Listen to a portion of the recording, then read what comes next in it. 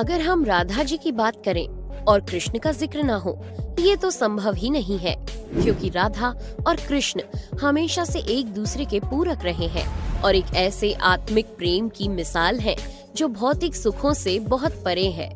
यूं तो राधा कृष्ण का प्रेम अनादिकाल से चला आ रहा है, पर द्वापर युग में जब भगवान नारायण ने कृष्ण रूपी अवतार लिया तो संसार को प्रेम का सही अर्थ समझाने के लिए कृष्ण की ही अंश राधा ने यमुना के निकट रावल ग्राम में वृषभान और कीर्ति के यहाँ राधा रूप में जन्म लिया और जन्म के साथ ही राधा और कृष्ण की प्रेम कहानी शुरू हो जाती है। मगर दोस्तों, ऐसी क्या घटनाएं और स्थिति बन जाती है कि राधा को कृष्ण के विरह का सामना करना पड़ता है और कृष्ण क्यों अपनी प्रिय बांसुरी को तोड़ देते हैं? इन सब सवालों के जवाब हम इस वीडियो में जानेंगे।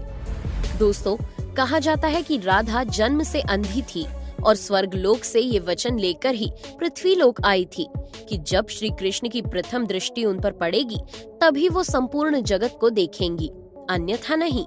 तो देखा आपने कैसे शुरुआत से ही दोनों एक दूसरे से जुड़े रहे हैं।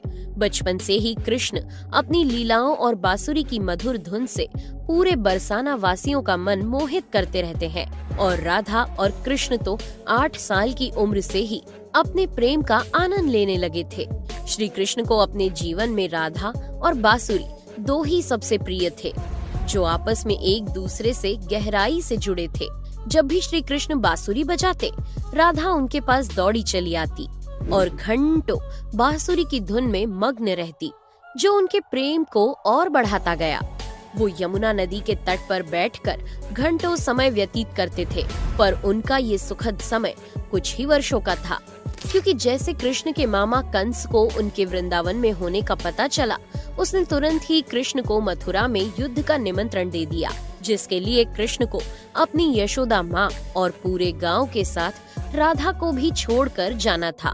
कृष्ण और राधा दोनों को पहले से पता था कि कृष्ण अब वृंदावन वापस कभी नहीं आ पाएंगे और बहुत समय तक एक दूसरे से मिल भी नहीं पाएंगे, तो इसलिए मथुरा जाने से पहले राधा ने कृष्ण से 2 वचन लिए।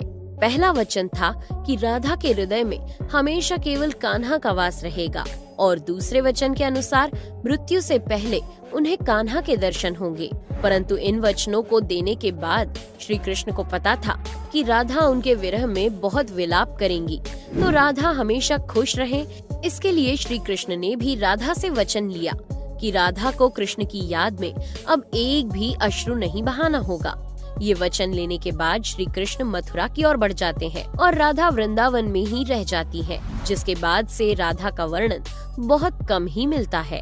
इसके बाद कृष्ण ने मथुरा जाकर कंस का वध किया और अपने माता पिता देवकी वासुदेव को मुक्त कराया और फिर उन्होंने मथुरा से आगे बढ़कर प्रजा की रक्षा के लिए द्वारका नगरी की स्थापना की, जिसके बाद से उन्हें द्वारकाधीश कहा गया। कृष्ण द्वारका में रुक्मिणी और सत्यभामा से भी विवाह करते हैं। साथ ही इनके अलावा भी कृष्ण की 16,108 रानियां थी, जिनमें से रुक्मिणी कृष्ण की सबसे प्रिय पत्नी थी। उन्होंने केवल कृष्ण की छवि को देखकर ही उन्हें अपने मन में बसा लिया था और कृष्ण से विवाह के लिए वो अपने भाई रुक्मी के विरुद्ध भी चली गई थी। प्रेम पत्र के माध्यम से कृष्ण को बुलाकर और कृष्ण के साथ भाग गई थी। फिर उन्होंने कृष्ण के साथ द्वारका नगरी में सुखपूर्वक अपना जीवन व्यतीत किया और कृष्ण भी अपने दैवीय कार्यों में लीन हो गए। दोस्तों, आजकल तो हम भौतिक विवाह को ही सच्चे प्रेम का माध्यम मानते हैं, पर राधा और कृष्ण तो एक ऐसी मिसाल है जिन्होंने तो कभी विवाह ही नहीं किया, केवल अपने मन और हृदय से एक दूसरे को प्रेम किया और उसी सच्चे प्रेम से एक दूसरे से हमेशा बंधे रहे। दोस्तों, राधा और कृष्ण के प्रेम की बहुत सी अलग अलग कथाएं हैं और उनमें से एक प्रचलित कहानी ये है कि श्री कृष्ण कभी कभी सोते ही राधे श्री राधे बोल पड़ते थे, जो श्री कृष्ण की रानियों को अच्छा नहीं लगता था। तो एक बार रुक्मिणी ने श्री कृष्ण से कहा कि हे प्रभु, प्रेम तो हम सब भी आपसे करते हैं, पर ऐसा राधा जी में क्या है जो आप सोते हुए भी उन्हें याद करते हैं? तो कृष्ण बोले, तुम एक बार राधा से मिलाओ, फिर तुम्हें खुद ही पता चल जाएगा और उनके लिए कुछ लेते हुए भी जाना। जिसके बाद रुक्मिणी राधा जी के लिए बहुत गर्म दूध ले जाती है और राधा के महल के द्वार पर पहुंचती हैं, जहां वो तेज और ओजवान स्त्री को खड़ा देखती हैं तो उनसे पूछती हैं कि क्या आप ही राधा हो? तो वो कहती है, नहीं, मैं राधा नहीं, उनकी सेविका हूँ। राधा रानी तो 7 द्वार के अंदर मिलेंगी। तो रुक्मिणी जी 1-2 करके ऐसे सभी द्वारों को पार करती जाती हैं। दोस्तों, जब वो राधा रानी के कक्ष में पहुंचती है तो उन्हें पता चलता है कि राधा कई रातों से कृष्ण नाम जपते हुए जागती रही है और अभी ही उन्हें निद्रा आई है। रुक्मिणी राधा की सखियों से कृष्ण द्वारा मिलने के लिए कहने के बारे में बताती है तो उतने में ही राधा उठ जाती है और कहती है कि कृष्ण ने आज मुझसे मिलने के लिए किसी को भेजा है। रुक्मिणी आश्चर्यचकित हो जाती है। केवल कृष्ण जी का नाम लेने से राधा जागृत हो गई और उन्हीं के बारे में पूछने लगी। इतना ही नहीं, जब राधा को पता चला कि कृष्ण ने उनके लिए प्रसाद भेजा है तो वो बिना कुछ सोचे रुक्मिणी से वो गर्म दूध लेके पी जाती है, जिसे देखकर रुक्मिणी हैरान रह जाती है। फिर वो राधा जी से बातें कर वापस आ जाती है। ये सब हो जाने के बाद जब रात्रि के समय रुक्मिणी श्री कृष्ण के पैर दबाती है तो देखती है कि उनके पैरों में छाले पड़े हुए हैं, जिसे देखकर वो हैरान रह जाती है और पूछती है कि प्रभु, आप कहाँ पैदल गए थे जो आपके पैरों में छाले पड़ गए? तो श्री कृष्ण बोले, आपने गलती से राधा जी को गर्म दूध पिलाया था, जो राधा एक ही बार में पी गई थी, जिससे उनके हृदय में छाले पड़ गए हैं और उनके हृदय में हमेशा मेरे चरण कमल विराजमान रहते हैं, जिससे मेरे पैरों में भी छाले पड़ गए। तब फिर रुक्मिणी को राधा और कृष्ण के प्रेम की पराकाष्ठा का पता चलता है कि प्रेम शरीर से नहीं, आत्मा से होता है, जो हमेशा राधा के हृदय में कृष्ण के चरण कमल के रूप में विराजमान रहता है। एक कथा में आता है कि ब्रह्मा जी ने पृथ्वी लोक आकर वृंदावन में पहले राधा और कृष्ण का विवाह करवाया था, पर इसके बारे में ज्यादा जानकारी नहीं है।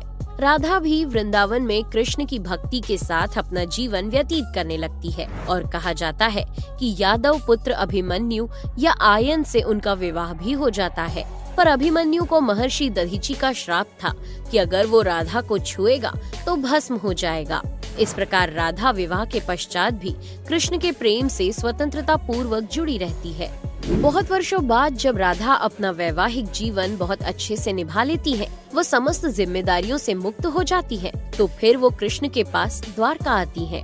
द्वारका पहुंचने के पश्चात राधा और कृष्ण आपस में मौन रहते हुए मन की अभिव्यक्तियों से घंटों एक दूसरे से बातें करते रहे। कृष्ण के अलावा द्वारका में राधा को कोई पहचान भी नहीं पाया। फिर राधा कृष्ण के महल में निवास करने लगी और कृष्ण ने भी उन्हें महल में देविका के रूप में नियुक्त किया, जिससे राधा महल में काम करने के साथ साथ समय मिलने पर कृष्ण की भक्ति और उनसे प्रेम पूर्वक बातें कर सकती थी। परंतु कृष्ण तो अब अपने राजपाट व अन्य कार्यों में व्यस्त रहते थे। दूसरी ओर राधा अपने पुराने कृष्ण को ही याद करती थी, तो कृष्ण का पुराने दिनों जैसा साथ ना पाकर राधा का मन और अधिक व्याकुल रहने लगा और उन्हें डर सताने लगा कि कृष्ण की जो मनोहर छवि उनके हृदय में है वो कहीं धूमिल ना हो जाए। इसी डर से राधा ने चुपचाप तरीके से राजभवन और द्वारका नगरी भी छोड़ दी। जिसके बाद ऐसे ही कुछ समय और बिताने के बाद जब राधा का अंतिम समय पास आने लगा, तब उन्होंने कृष्ण का स्मरण कर उन्हें अपने वचन की याद दिलाई। राधा के स्मरण करते ही कृष्ण वहाँ दौड़े दौड़े चले आए, परंतु राधा की अत्यंत दयनीय स्थिति देखकर वे अत्यधिक भावुक हो गए और उन्होंने राधा से अंतिम समय में कुछ मांगने को कहा, जिस पर राधा ने उनके सामने एक ही इच्छा प्रकट की थी कि वो अपने जीवन के अंतिम क्षणों में कृष्ण का वही रूप देखना चाहती है जैसा वो वृंदावन में देखा करती थी। वो उन्हें वही बांसुरी की मीठी धुन बजाते हुए सुनना चाहती है। दोस्तों, राधा का बस इतना कहना था कि कृष्ण ने अपनी बांसुरी उठाई और वही मीठी धुन बजाने लगे और बांसुरी बजाते हुए कृष्ण और उनकी धुन सुनती राधा दोनों के ही आंखों से प्रेम के आंसुओं की धारा बह रही थी। इतना ही नहीं, बांसुरी की मीठी धुन सुनते सुनते ही माता राधा ने उनके सामने प्राण त्याग दिए, जिसके बाद उनकी मृत्यु से कृष्ण इतने विचलित हो गए थे कि उन्होंने अपनी प्रिय बांसुरी को वहीं तोड़कर फेंक दिया था। तो ऐसे राधा की मृत्यु के साथ ही कृष्ण ने बांसुरी से भी हमेशा के लिए मुख मोड़ लिया। क्योंकि बांसुरी और राधा का एक अद्भुत रिश्ता था। इसलिए राधा की मृत्यु के पश्चात कृष्ण ने अपने शेष जीवन में बांसुरी तो क्या किसी अन्य वाद्य यंत्र को हाथ भी नहीं लगाया। दोस्तों, राधा और कृष्ण की प्रेम कहानी के लिए कहा भी जाता है, एक प्राण दो देही, राधा संग स्नेही, जिनके शरीर बस अलग थे और आत्मा एक ही थी। तो दोस्तों, कैसा लगा आपको हमारा आज का ये वीडियो, हमें कमेंट करके जरूर बताइए और जाते जाते चैनल को सब्सक्राइब जरूर कर दीजिएगा। Thanks for watching.